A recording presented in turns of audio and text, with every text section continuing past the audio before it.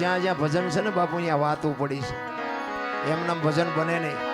અને જો એમ નામ બનતો તો અત્યારે વિજ્ઞાનનો યુગ છે. એક ભજન બનાવીને બજારમાં મૂકો જો હાલે તો નો હાલે. આ દાસી જીવણ ભીમ સાહેબ મળ્યા ને 18માં ગુરુ હતા એના. 17 ગુરુ સુધી નક્કી ન થયું. આપણે એક ગુરુના ઠેકાણા નથી. શું આપણે લઈ શકવાના? દાસી જીવનને ભીમ સાહેબ મળ્યા 18માં ગુરુ.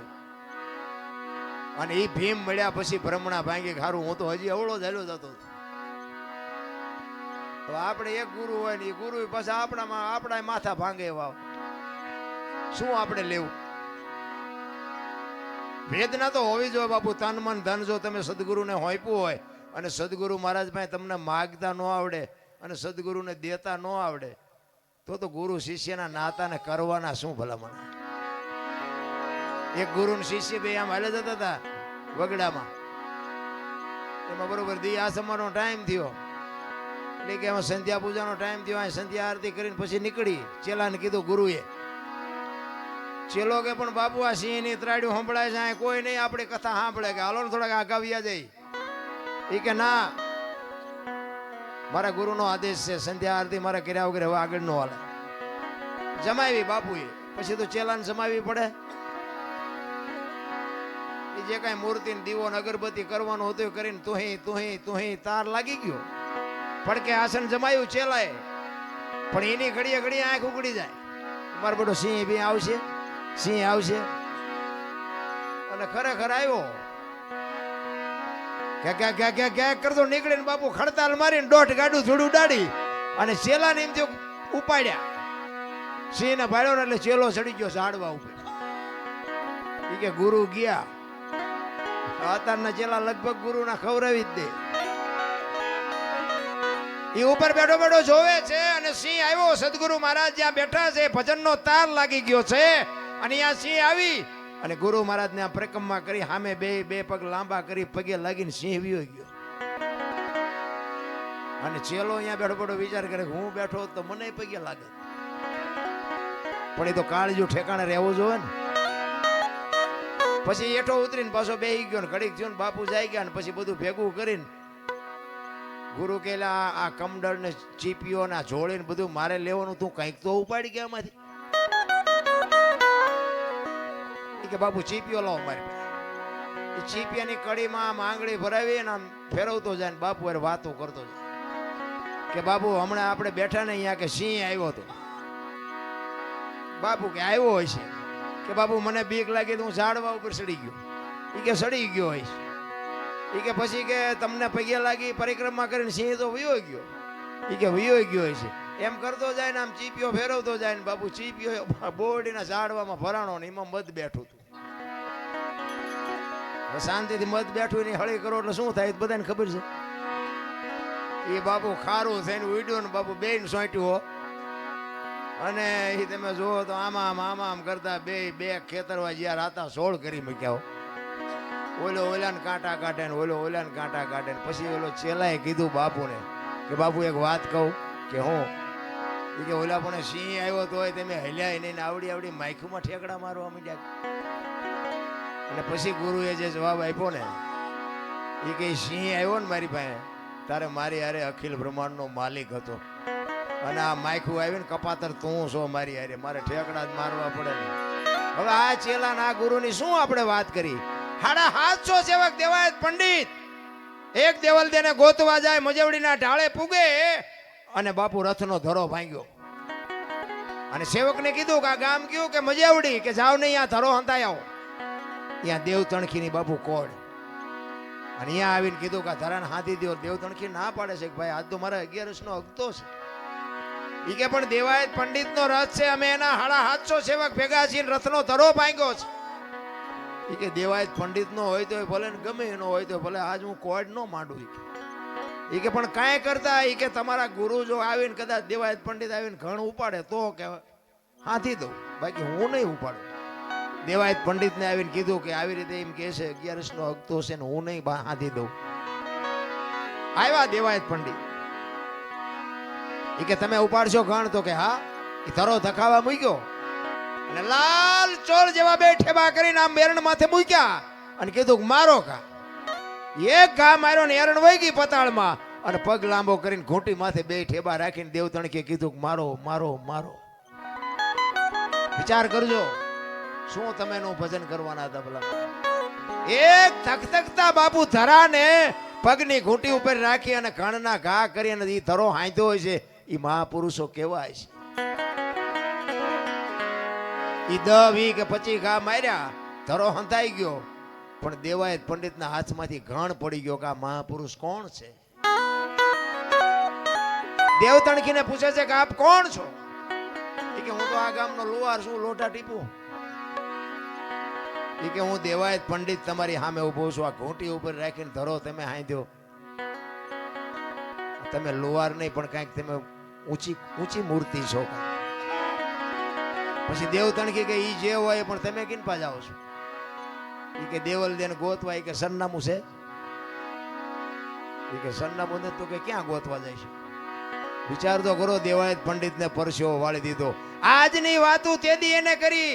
ધરતી ઉપર હેમર હાલશે, હુના નગરની મોજા લક્ષ્મી લૂંટાય, લોકો તણી નહીં થાય રાડ ફરિયાદ.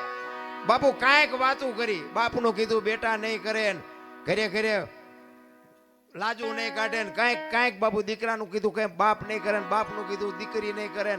ફેશન ને બેસન ને પાણી પડી કે પાણી વેસાય ને કાંઈક દેવાયત પંડિતે વાત કરી.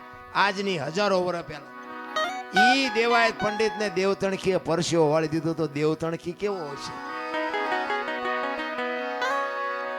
ઈ કે દેવલ દેને તમે લઈ આવ્યા તારે તમે કઈ કીધું તું? તો કે હા. કે હું કીધું તું?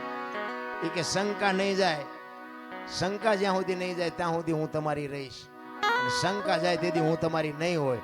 તો કે શંકા ગઈ હતી? તો કે હા. તો કે હવે હું ગોતવા નીકળ્યા છો? અરે મારા રામ દેવાયત પંડિત બાપુ ધ્રુજી ગયો ઘરે. આ મહાપુરુષ અને દેવતણખીના ઘરેથી બાપુ દેવલદેને બહાર કાઢ્યા તો કયો પુરુષ છે? શું આપણે વાત કરી ભલામણા ભજનની? ભજન તો ઉગે પણ વાવતા નથી આવડતું. ખારા પાટમાં વાવો તો બાપુ ગાંડા બાવળિયા ન ઉગે. કારણ કે તમારે અને મારે કાંઈક મેળવવું છે પણ ગુમાવવું નથી. એમ નામ મળે નહીં. 92 લાખ માળવાનો ધણી ભરથરી છે ને. જોજો વિચાર કરજો કે પિંગળાનો એક ઇતિહાસ એવો છે કે અશ્વપાળ પાસે રાતે ગઈ હતી અને ભરથરી આ જોઈ ગયો ને આમ થયું ને તેમ થયું ને આવી બધી વાતો છે. એ વાત ખોટી છે એવું મારો દાવો નથી, પણ હું તમને એક વાત કહું કે 92 લાખ માળવાનો ધણી હોય એનું બૈરું આવું જેવું તેવું હોય? એવું હોય જ નહીં. પણ આમાં શું છે કે સાચો ઇતિહાસ બધા દબાવી રાખ્યો છે. પાદરી ઉથડક વાતો કરે. આ રામાયણમાં છે ને, રામાયણમાં તે બાપુ કેટલી ઊંધી વાતો ચિતરી નાખી છે. રામાયણ છે કંઈક જુદી, દુનિયા ઊંધી કરી નાખી છે. એ 92 લાખ માળવાનો ધણી ભરથરી પિંગળા વગર બાપુ એક સેકન્ડ નો રહે કે ઈ પિંગળાને છોડીને બાપુ સાધુ બની ગયો હોય છે. કેમ બન્યો હોય છે? વિચાર કરજો. એકવાર ભરથરી બાપુ શિકાર કરવા માટે જાય છે. 2-5 સૈનિકો છે. અરે એ શિકાર કરીને વળ્યા ને ત્યારે એક ગામની બાજુમાંથી નીકળ્યા અને એમાં કોઈક ભાઈ ગુજરી ગયેલો ને શમશાન યાત્રા નીકળી. એ શમશાન યાત્રા જાતી હતી ને વાંહે એક બેન માથા પસાડતી જાતી, વાળ તોડતી જાતી. એટલે ભરથરીને એમ થયું, એના સૈનિકોને પૂછે છે કે આ શમશાનમાં બેન બૈરા કોઈ દી ન જાય પણ આ બેન કેમ હાલી જાય છે? વાંહે એનો આ ગુજરી ગયો એનો ભાઈ છે, એનો ઘરવાળો હશે, એનો દીકરો હશે, શું હશે? એ કે આપણે આ પાકું કરવું છે. એ શમશાન હતું ને ત્યાંથી આમ આગા ઘોડા ઉભા રાખીને જોવે છે કે શું થાય છે. એ લાકડા બાકડા ગોઠવીને ભાઈને ગોઠવી દીધો અને બેન બધાને કગરે છે કે મને જવા દો, હવે મારું 17 વયું ગયું, મારે આ દુનિયામાં જીવીને હવે શું કામ છે? એટલે કોઈ છોડતા નથી ને પછી બેન ને બાપુ સત ચડ્યું ને એ જણના હાથમાંથી ચોંટ મારી નીકળી જાય, હળગતી અગ્નિમાં બાપુ એ દીકરી વહી ગઈ અને ભાડ ભાડ ભાડ ભાડ મંડી હળગવા. એ દીકરી હળગતી હતી પણ ભરથરી ઘોડા ઉપર બેઠો બેઠો પાણાની મૂર્તિ જેવો થઈ ગયો કે આહા, જીવતા જીવ આ દીકરી હળગી ગઈ. આ કેટલો પ્રેમ હશે. ને એક ભાઈને પૂછ્યું કે આ ગુજરી ગયું કોણ હતું? એ કે બેન જે હળગી ગયા ને એના ઘરવાળા હતા. ભરથરીને વિચાર થાય કે આહા, પતિ પત્નીનો કેટલો પ્રેમ, જીવતા પોતાનું દેહનું બલિદાન કરવું, આ કેવડી મોટી વાત. એને બાપુ ક્યાંય હક નથી ભરતરીને. ઘરે આવ્યો, ઘરે આવીને બાપુ આમ સોફા ઉપર બેહી, હિંડોળા ઉપર બેહી અને વિચાર કરે છે. પિંગળા પૂછે છે, કેમ આજ કઈ બોલતા નથી? પાણી લઈ આવું, ચા લઈ આવું, જમવા લઈ આવું? એ કે પીંગળા, આજ મેં એક સપનું એવું જોયું ને, એક ચિત્ર એવું જોયું કે મારું મગજ હજી કામ નથી કરતું. પીંગળા કહે છે કે એવું શું તમે જોઈને આવ્યા છો કે તમને હક નથી? તમે તો રાજા છો. એ કે વાત હાજી, પણ એક ગામની બાજુમાંથી અમે નીકળ્યા ને, એ એક ભાઈ ગુજરી ગયા હતા અને એના ઘરવાળા, એની પત્ની હતી ને, એ ભાઈને હળગાવ્યો ને હળગતી અગ્નિમાં બાપુ એ દીકરી ભડ ભડ ભડ હળગી ગઈ. હું તો જોઈ રહ્યો, મને હજી મારા હૃદયમાં બાપુ ચેન નથી પડતું. અને પછી પીંગળા કહે છે કે અગ્નિ મૂકી હતી કે એની હાથે પ્રગટ થઈ હતી? કે ના, અગ્નિ તો મૂકી હતી. તો એ તો ત્રીજા નંબરનો પ્રેમ કહેવાય, એમાં શું મોટી વાત હતી? જોજો, ઇતિહાસ એમ નામ ન બને. ઈ અગ્નિ જો મૂકી હોય તો ઈ ત્રીજા નંબરનો પ્રેમ કહેવાય. અને ભરતરી વિચાર કરતો તો હારો બીજા નંબરનો કેવો હોય છે, પહેલા નંબરનો કેવો હોય છે? એ પીંગળાને કહે છે કે તો મને આ તમે મને ખુલાસો તો કરો, આ બીજા નંબરનો પ્રેમ કોને કહેવાય, ત્રીજા નંબરનો કોને કહેવાય? ત્યારે એમ કહે છે કે અગ્નિ આપી ની ત્રીજા નંબરનો છે, અને જમણા પગના અંગૂઠેથી એની હાથે પ્રગટ થાય ને, એ બીજા નંબરનો છે. તો કે પહેલા નંબરનો? કે પહેલા નંબરનો પ્રેમ ઈ છે કે પોતાની પત્નીને એનો ધણી ગુજરી ગયો એવી વાત જ્યાં કાને પડે અને શ્વાસ અંદર હોય તો બહાર નો નીકળે, ને બહાર હોય તો અંદર નો જાય, ને ખોળિયામાંથી જીવ નીકળી જાય, આનું નામ પહેલા નંબરનો. હવે આવું આપણા બૈરા કે એટલે આપણા બૈરાને પૂછ્યું કે ન પૂછ્યું, તું મને કેટલા નંબરનો કરે છે? આપણે કઈ હારા તો એટલા બધા નથી જ.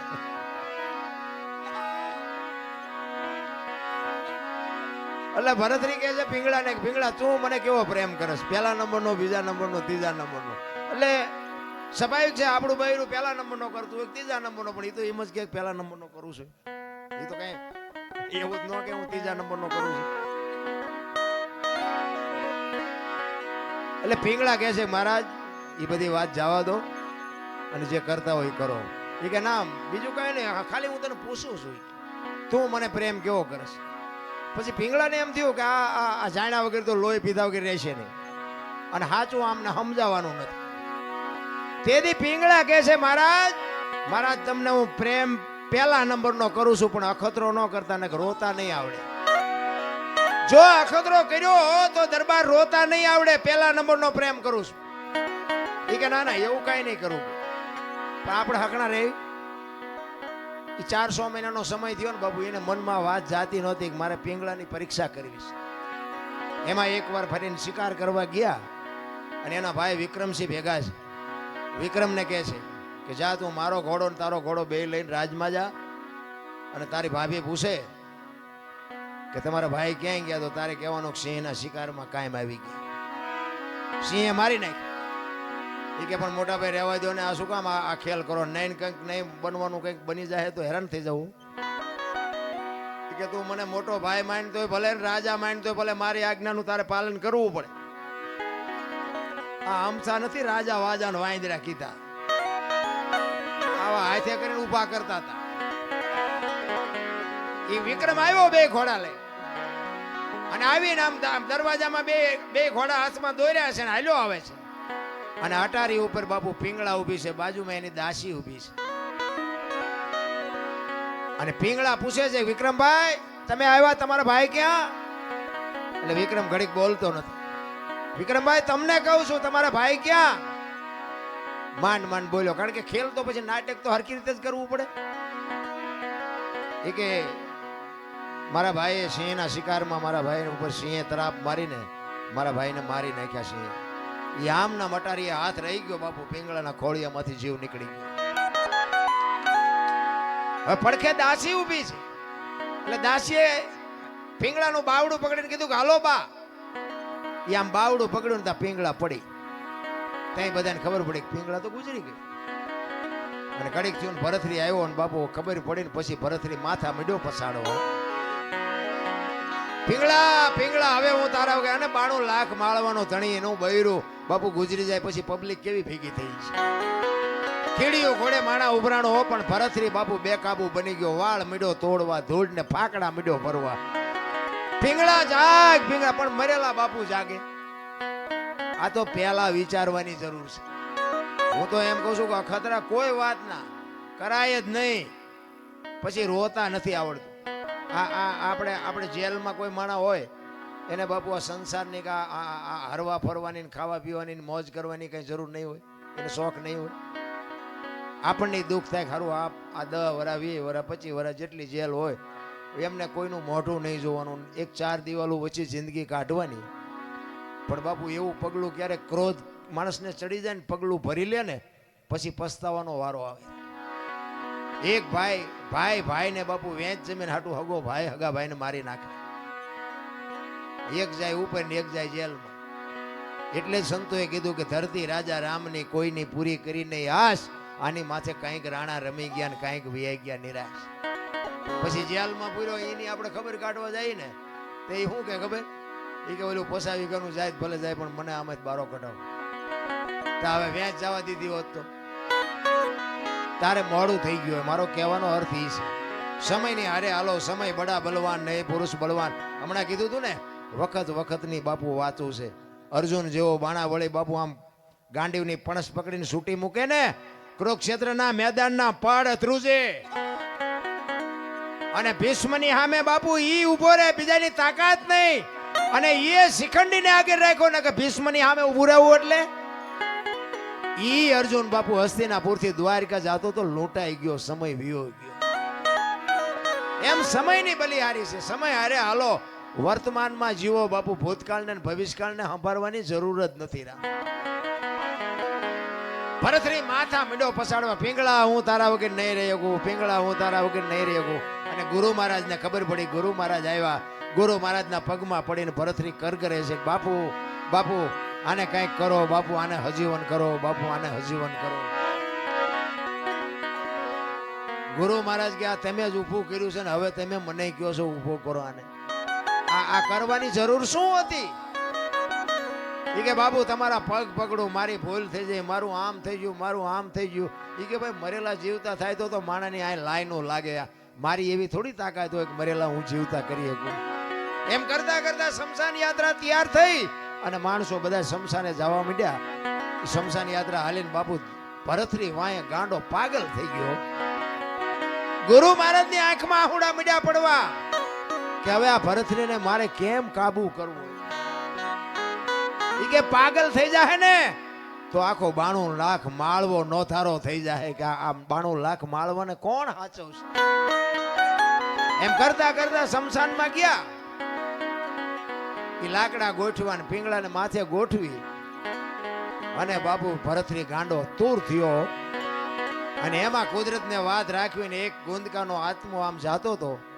અને સદગુરુ મહારાજ એના ભજનના બળથી આમ જોઈ ગયા કે આત્મો હારો નથી, પણ આ ભરતરીને કાબુ કરવા માટે જો આ પીંગળામાં નાખું ને પીંગળા બેઠી થાય ને તો ભરતરી બાપુ ઠેકાણે આવી જાય. એ ગુંદકાનો આત્મો બાપુ પકડી અને પીંગળાના ખોળિયામાં નાખ્યો અને પીંગળા બેઠી થઈ. ભરતરી ભાનમાં આવી ગયો પણ અસલ પીંગળા બાપુ મરી જઈ. એ પછી ઘોડેસવારનો ને અશ્વપાલનો ને એ બધો ઇતિહાસ છે ને એ પછીનો છે. બાકી 92 લાખ માળવાનું બૈરું બાપુ એવું ન હોય જેવું તેવું. કહેવાનો મારો અર્થ કે જે સત્ય છે ને એને છુપાવ્યું છે કઈ. આ રામાયણ છે. રામાયણ તમે જો ઘણા બધા એમ કે લંકા હનુમાનજી હળગાવી. હું એમ કહું હનુમાનજી હળગાવી જ નથી. લ્યો બોલ, લંકા વાળાએ જ હળગાવી છે. હનુમાનજી હળગાવી. દિવાળી કોને મૂકી હતી? તા ઓલો બચવા હાટું માણા ભાગા ભાગ આપણને કોઈ હળગાવે ભાગા ભાગ ન કર્યું.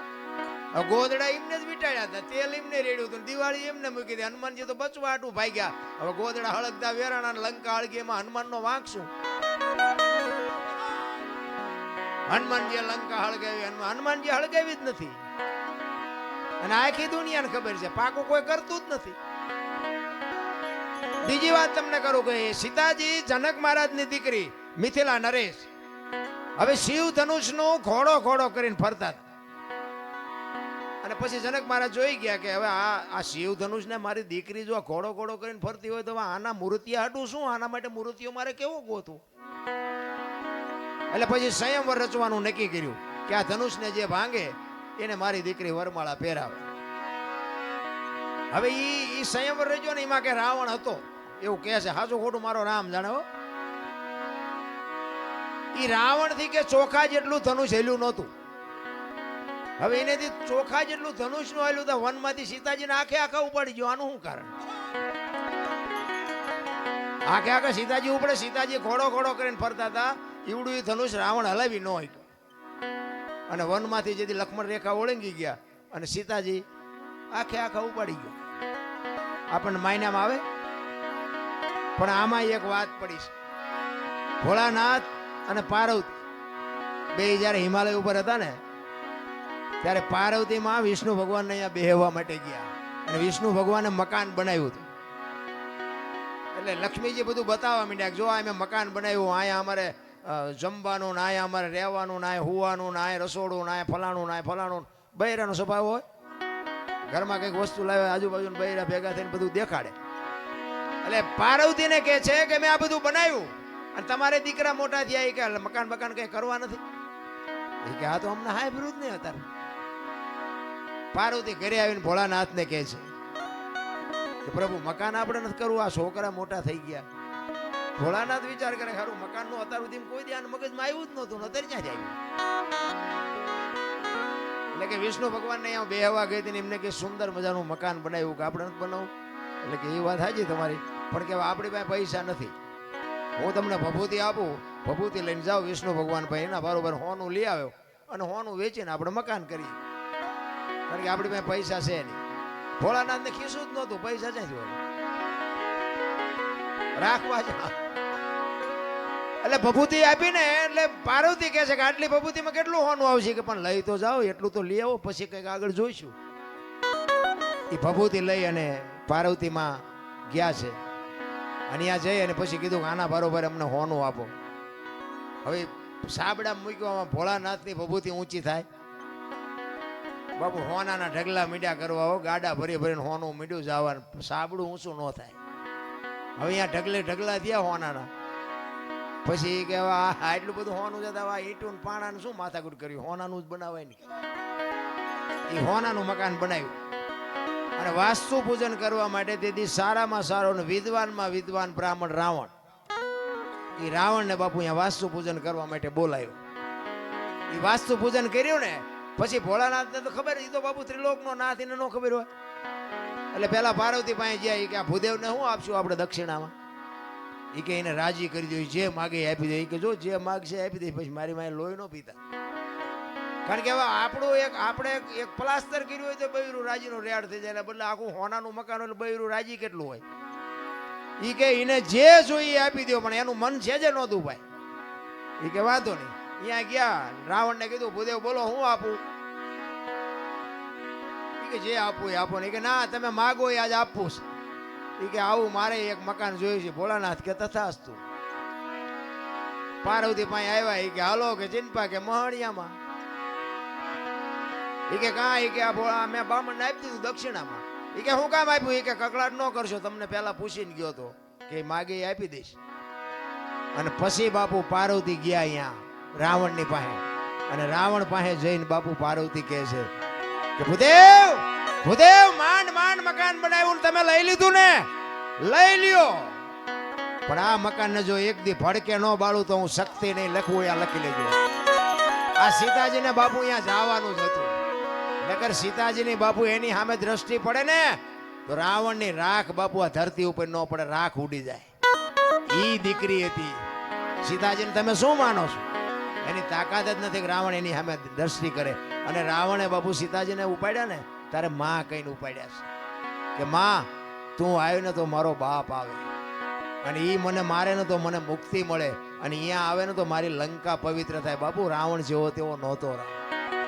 ચાર વેદ જેના મોઢે હોય, નવ ગ્રહ જેને ઢોલીએ બાંધ્યા હોય, પવન પાણી ભરે વાહ વાસીદું કરે, ગણે ગાયું ચારે, રવિ રસોઈ બનાવે, શિવ જેનો ભંડારી હોય, યમના દૂત બાપુ એને રજા લેવા આવવું પડે કે અમે એનો જીવ લેવા જઈએ છીએ. એ અને આ ધરતી ઉપર 14 ચોકડીનું રાજ કર્યું રાવણે. સતયુગ, દ્વાપર, ત્રેતા ને કળિયુગ 4 યુગની એક ચોકડી થાય. 14 ચોકું ને 56 યુગ સુધી આ ધરતી ઉપર રાવણ રહ્યો છે એવું કહે છે સંત. કેટલું એનું તપોબળ છે, કેટલો વિદ્વાન છે. અને રામ ને બાપુ ઠેઠ ત્યાં સુધી થકો થયો તો બાપુ એનું ભજન તો કઈક હશે ને. પણ આપણને છે ને કઈ આમાં સમજાતું જ નથી. આપણે મને તો એમ થાય કે ચારે બાજુ કથાયું વંચાય છે, ધૂનું બોલાય છે, ભજન થાય છે, માતાજીના માંડવા થાય ને, હવન થાય ને, પ્રતિષ્ઠાયું થાય ને, મંદિર થાય, તો બગાડ કાં નથી ઉભો રહેતો? વિચારવા જેવું તો છે ભલામણા. કઈક આપણા ગઢ આવું કઈ કરી જ નહોતા આગતા. તો આ ચોરી ને લોટપાટ ને મારી નાખવાને, તોડી નાખવાને, અત્યાચાર ને ગમે એની દીકરી ઉપાડી જાવી, આ બધું તમે જોવો તો ખરા કેટલું બધું અંધારું હેલું જાય. તો આ કથાયું વંચાય છે ખોટું છે? એ કેમ કેવું ખોટું છે? હવે આમાં માણસના જીવનમાં જો ઉતરે નહીં આ વાત, તો આ કથામાં ફાયદો કોને? મંડપ વાળાને, સાઉન્ડ વાળાને, સાજિંદાને, અમારા જેવા કલાકારને, રસોઈયો હોય એને, બાકી કોને ફાયદો? હવે તો આ 2-5 લાખ રૂપિયા 10 લાખ રૂપિયા આમાં નાખવા તેના કરતા પાદરા ગાયું ખડમાં દઈ દીધા હોય તો. ગામો ગામ કથાયું વંચાય, ગામો ગામ. અમારે તો રોજ ફોન આવે કે અમારે પ્રોગ્રામ રાખો, અમારે રાખો. અમે પછી કહી દે કે આટલા થાય છે, કથાયું કરો જે કરો એ. અરે બધું ડીંગો ડીંગ હાલે ભલામણ. મને એમ થાય કે આ ખોટું છે એવું નથી કહેતો, પણ બગાડ અટકવો જોવે બાપુ. જો આ સત્ય હોય અને કાં ઓલા કહે ને કે કાં તો ઓલામાં ફેર ને કાં તો ઓલામાં ફેર, સત્ય હોય તો આ બાપુ દુનિયામાં કંઈક, હું એમ કહું છું કે 5,000 50,000 માણા ભેગું થાય તેમાં 10 તો સુધરવા જોવે કે નહીં. અમે એક જગ્યા આમ ગુજરાતમાં ક્યાં ગયા હતા, ગામનું નામ ભૂલાઈ ગયું, કથા એટલે અમે જોયું કે કથા છે, એમ ગાડી હાંકતો એ વખતે. એટલે અમારે થોડોક ટાઈમ હતો, કીધું હાલો ને આપણે કથામાં જઈને બેહી. હવે એમ અહીંયા બેઠા ને કથા ચાલુ હતી ને એમાં 2 જણા બાજ્યા. બોલો, હવે કથા ચાલુ હોય એ વખતે જો બાજે માણા તો એમાં બહાર તો કઈ મગજમાં ઉતરે જ છે. એમાં એકને દવાખાને લઈ જવો પડે. બોલો, હવે આમાં પતિ જો હોય તો કથાના માંડવાનું શું થાય ને ઓલા વક્તાનું સાજિંદાનું શું થાય? અરે બાપુ કઈક ઊંધું રંધાય છે, મને એવું લાગે. સાચું ખોટું તો મારો નામ જાણે. ખોટું છે એવું આપણે નથી કહેતા. રામ કથા ખોટી નથી, ભાગવત કથા ખોટી નથી, પણ આ અટકતું નથી. એટલે મને એમ થાય કે આનો કંઈક પાવર ઘટી ગયો હોય, ગમે એ થયું હોય. બાકી તો રામાયણ છે તો રામાયણ છે ભલામણ. એક હું તો એમ કહું છું, ઘરમાં એક રામાયણ નાનું મોટું પુસ્તક હોય ને, જિંદગીમાં કોઈ દી બાપુ મોળો પ્રસંગ ન આવે કરી. રામાયણ એવો ગ્રંથ છે ભલામણ. તુલસીદાસ મહારાજે રામાયણમાં એક સાખી લખી કે સુનહું ભરત ભાવી પ્રબળ જીવન મરણ જસ અપજસ નફો નુકસાના વિધિના વિધાન. જીવન મરણ જસ અપજસ નફો અને નુકસાન, 6 વસ્તુ બાપુ હજી આજની તારીખમાં કોઈને ખબર નથી. આપણે આ દુનિયામાં આવ્યા કેવી રીતે કોઈને ખબર હોય મને કયો, અને જવાનું છે કેવી રીતે એ કોઈને ખબર હોય કયો. જીવન મરણ ની ખબર નથી. તો આની જ વાત કરો ને, અમે અહીંયા આવ્યા છે, અમને જ મળે કબજ મળે અમને ખબર છે. 5 જણા સારું કે 5 જણા એમ કે બોલે વારો જ ન આવવા દીધો બીજાનો. જ મળવાનો છે કબજા મળવાનો એ કોઈને ખબર નથી. જીવન મરણ જસ અપજસ નફો અને નુકસાન. ગમે એ માણસ ધંધો કરે ને બધા નફા હાટું જ કરે છે, કોઈ નુકસાન હાટું નથી કરતું, પણ બધા નફો થતો જ નથી. આ 6 વસ્તુ કોઈના હાથમાં નથી. આ વશિષ્ઠ મહારાજે ભરતને કીધેલી. ક્યારે? રામચંદ્ર પરમાત્મા વનમાં ગયા, ભરત મોસાળમાંથી આવ્યો ને એટલે ભરત રોવે છે. એટલે એ વખતે વશિષ્ઠ મહારાજ કહે છે, ભરત સુનહું ભરત ભાવી પ્રબળ જીવન મરણ જસ અપજસ નફો અને નુકસાન, આ વિધિના વિધાન છે. હું વશિષ્ઠ જેવો મહારાજ હાજે મેં નક્કી કર્યું હતું કે સવારે રામને ગાદી ઉપર બેહાડવાના, અને 12 કલાકની એક રાત જઈને તો આખું ચકડું ફરી ગયું. હું કાંઈ ન કરી આ વિધિના વિધાન છે. અને આવડી આજ સાખી તુલસીદાસે રામાયણમાં લખી, અને એમાં એનું વર્ણન કર્યું કે આમાં જીવન કોને મળ્યું, મરણ કોને મળ્યું, જ કોને મળ્યું, અબજ કોને મળ્યો, નફો કોને થયો, નુકસાન કોને થયું. રામાયણમાં ઈ કે નુકસાન કોને થયું અને નફો કોને થયો. તો નુકસાન બાપુ રામની માં કૌશલ્યાને થયું. જુવાન જો દીકરો ને વહુ બે વનમાં જતા હોય તો માં માથે તેથી કેવી વીતી છે. નુકસાન થયું કૌશલ્યાને, નફો થયો સબરીને. બાપુ રામને અહીંયા જવું પડ્યું. કાંઈ લેવા દેવા નહીં. ભીલડીની દીકરી બાપુ, કોઈ વેદનું, શાસ્ત્રનું, માણાનું, ગામનું કોઈ જ્ઞાન નહીં. રામને અહીંયા જવું પડ્યું. સબરીને બાપુ નફો થયો ને હગી જનેતાને નુકસાન થયું. તો કે જીવન કોને મળ્યું અને મૃત્યુ કોને મળ્યું? મૃત્યુ મળ્યું રાજા દશરથને. રામ જેવો દીકરો હોવા છતાંય બાપુ મૃત્યુને રોકી ન શક્યો. મૃત્યુ મળ્યું દશરથને, જીવન મળ્યું અહલ્યાને. હરાપમાંથી મુક્ત થઈ ગઈ.